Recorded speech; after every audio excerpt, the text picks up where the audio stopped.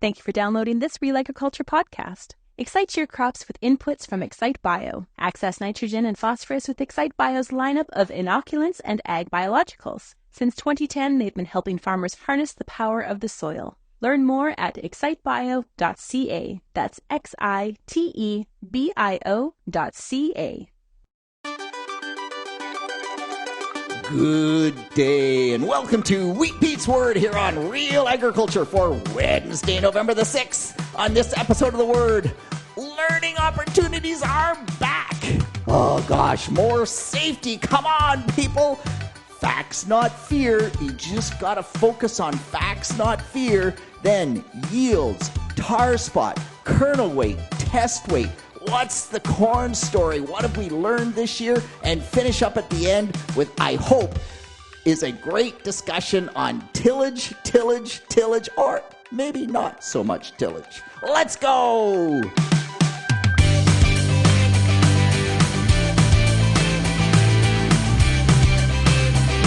Yes, let's start with learning opportunities. The Ontario Agricultural Conference registration is open.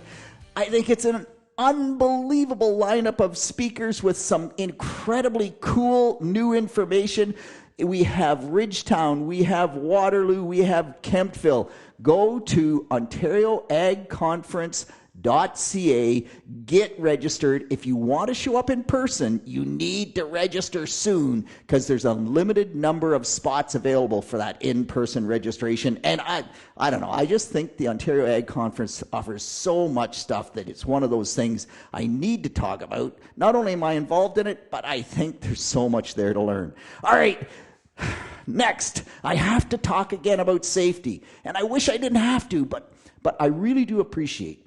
What I find interesting is that as I talk about safety, more and more people call me up or send me texts or tweet me, direct message me, whatever, and just say, Pete, like, man, thanks for talking about safety, number one, because we don't think about it enough, which I think is absolutely true, even for Pete, because he, that wagon incident, but as well, they often have another story. So yeah, Pete's straw bolts got stolen. Man, I had another grower reach out and say, same thing happened to him. Another grower, his wagons got stolen. And at the end of the day, Braden, I know you say it was a criminal act. You're right.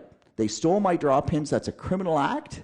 But at the end of the day, and it is a really sad commentary on the society that we live in, but if the wagons are parked in the field overnight, just walk around, and one of the things you check is that the draw pins are still in the wagons. If you save somebody's life, it's worth that circle check. So check those draw pins. And then Warren calling me up and saying, oh, Pete, gosh, here's another safety message that I think you need to remind growers of. Warren's brother does not farm with Warren. They both farm, but doesn't farm with Warren. Wanted to clean the bin out to put corn in, wheat seed. He was cleaning the last of the wheat out, so it was ready for corn. Got caught in the sweep auger. Oh, that just sends shivers down my spine. Those types of injuries just, oh my gosh. At the end of the day, it looked like Warren's brother is going to be okay. It's a long road to recovery. But one of the first questions that he asked Warren was, so how much wheat was left in that bin? And Warren said, less than 2 bushels. Oh, for $10 worth of wheat, and the recovery time and the impact, and it's just rules around bin safety. There's just rules around bin safety, just like there's now rules around wagons in the field. You walk around, you check those draw bolts, you check your safety chains, you check your lights. Around bins, never, let me repeat this, never, ever do you go in the bin alone. It just is too high a risk.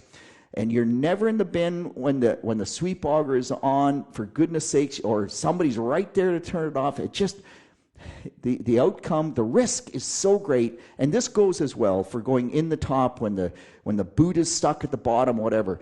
Bin safety matters. Think twice, act once.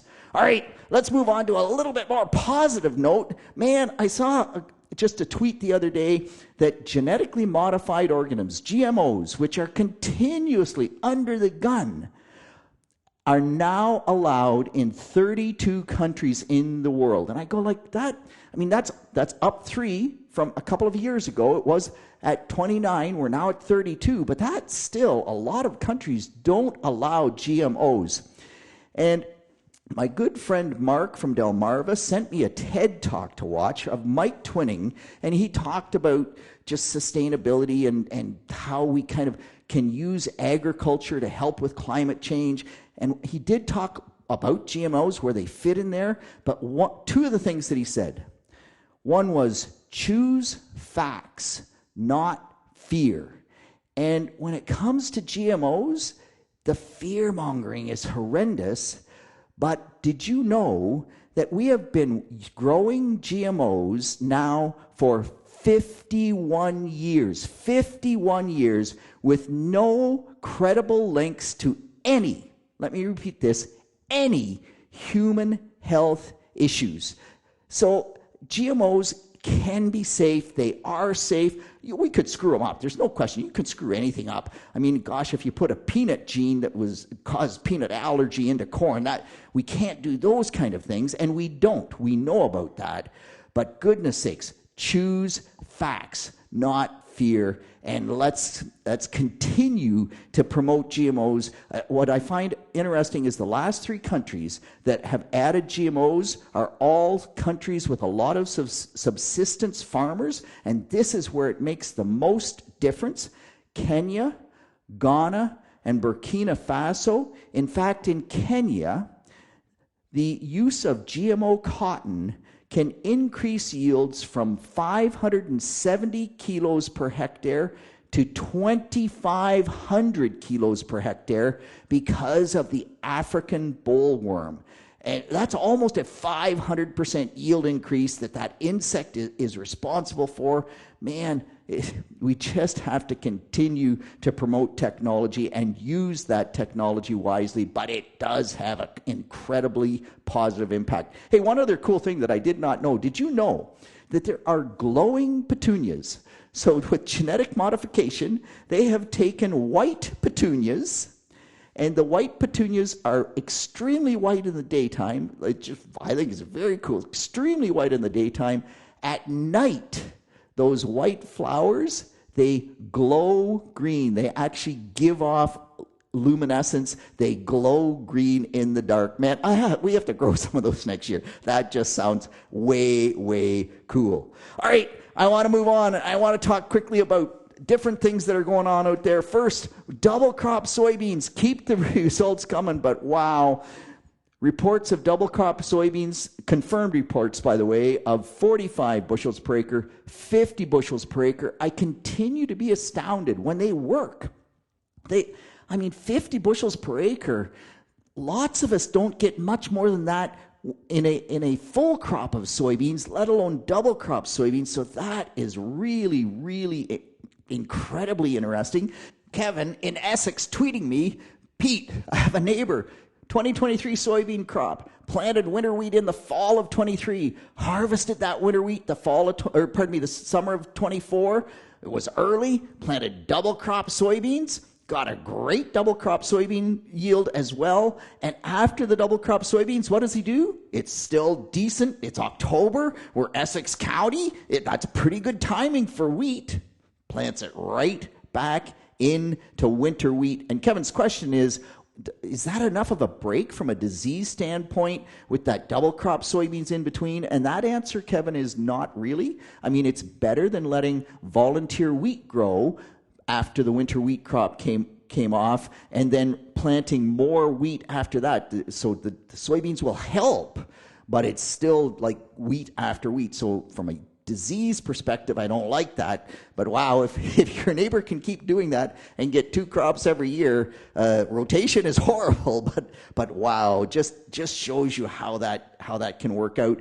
Meanwhile, Woody, after his wheat, he planted a cover crop Last week he's out there combining the oats. His cover crop oats made seed, that is pretty impressive. And part of this is explained by Nature Nut Nick.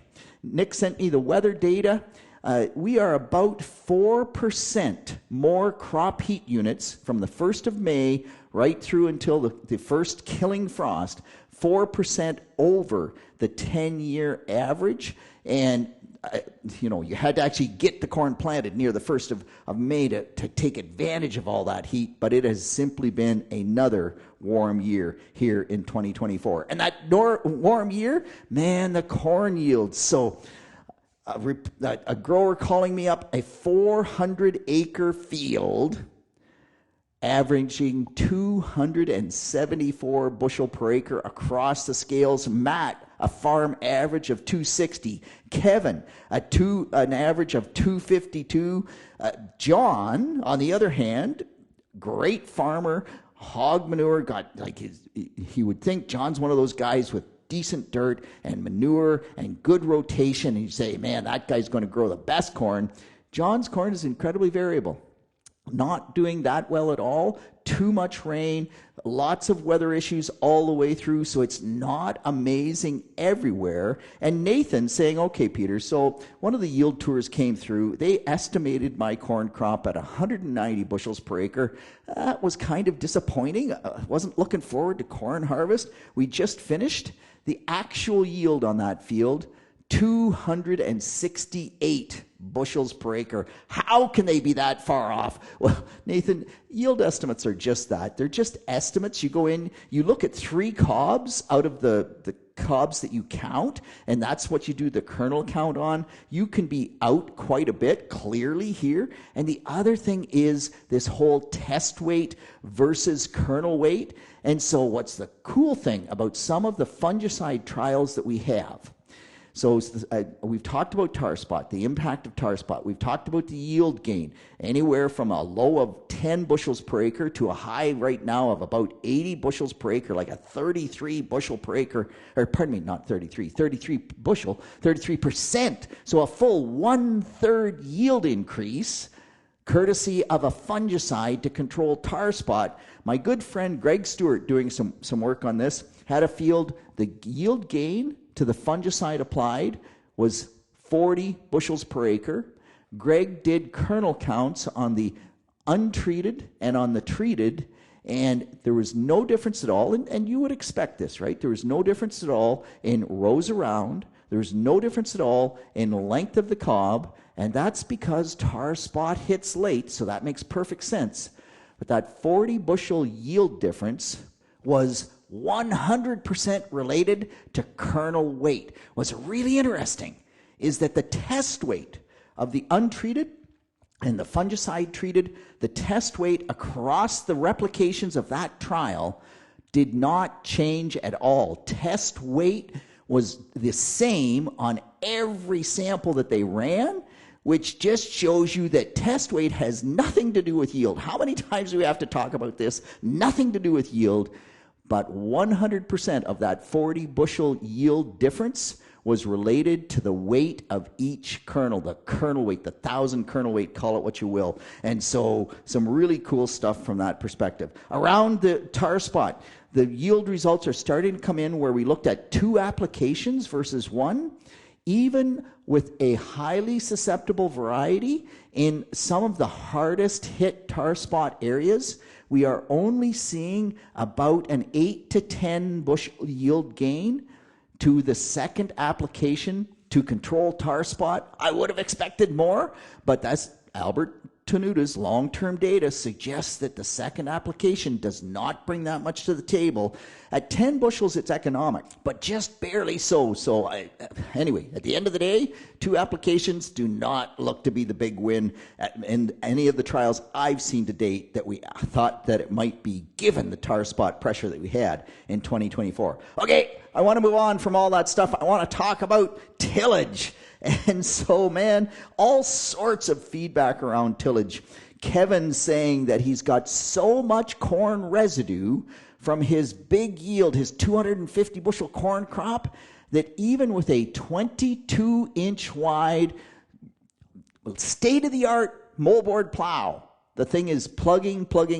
And part of the reason it's plugging, Kevin, is that, 250 bushel corn, you have massive residue, but as well, when you use a 22-inch bottom plow to make it work properly, you actually have to plow 11 inches deep. And none of us are going to plow 11 inches deep. That's craziness, because we'd bring in all sorts of subsoil. You start running that wide bottom at 6, 7, 8 inches deep, which is typically what we do, and they just don't work quite as well as they would if you went deeper. So lots of residue means tillage becomes more challenging. Meanwhile, there's a whole bunch of reports from people that they can't get the moldboard plow in the ground. In fact, Jamie calling me up and saying, Pete, what is going on?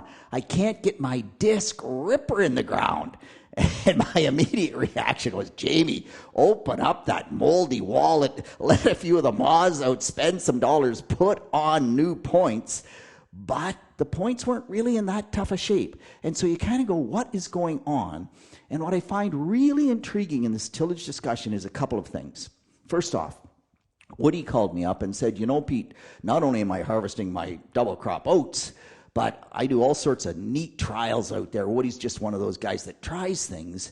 And what he's found as he goes through his field is where he has not trafficked the ground, where he strip tilled for his corn or his sunflowers. In those strips, the ground is mellow. He can put the strip till in there or do more tillage in that zone, and it just is, it's like butter. It comes up beautifully wherever he's got some compaction from headlands or from traffic. Man, it is just tough. And I've talked about this on The Word. I talked about it on Monday on the Real Ag radio program. And so from that, Raymond from Georgia sent an email to Real Agriculture saying, okay, so Pete's talking about 6 inches of rain. And where they got 6 inches of rain, that soil has just gone hard.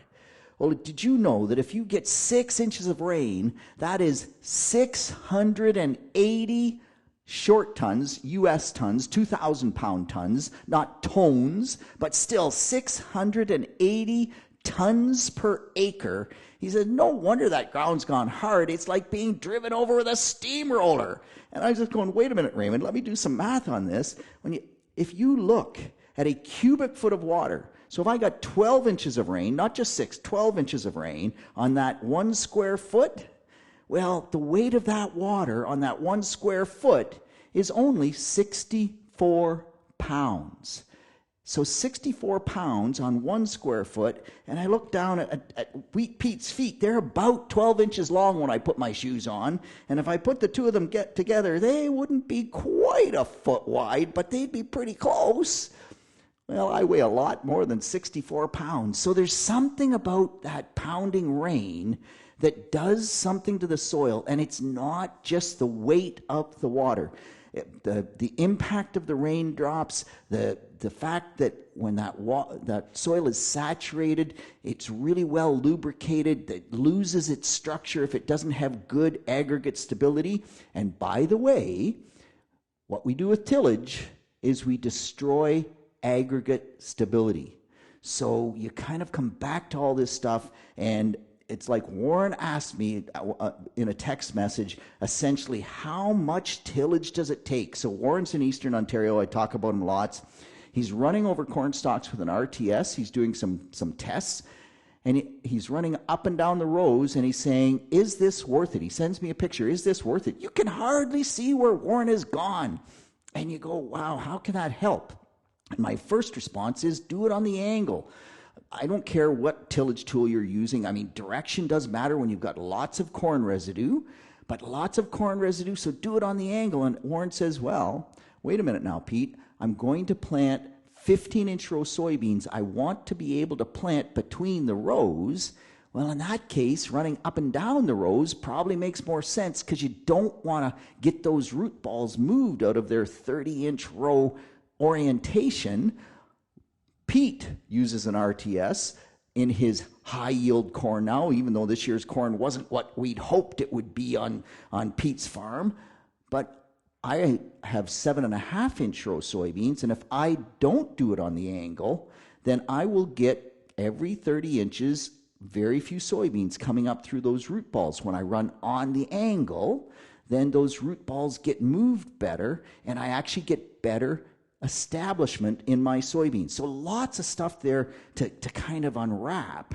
But as you go through this thought process, I had just a wonderful email from Ron. He's a great friend from years and years ago, and he actually is retired now, but he sold his farm to a neighbor. Ron's farm has a lot of slope to it. In fact, from the back of the farm to the front of the farm, there is 40 feet of fall. 40 feet of fall in a 100-acre farm. And Ron was very, very conservation-minded. He was just one of those very particular farmers, did a super job.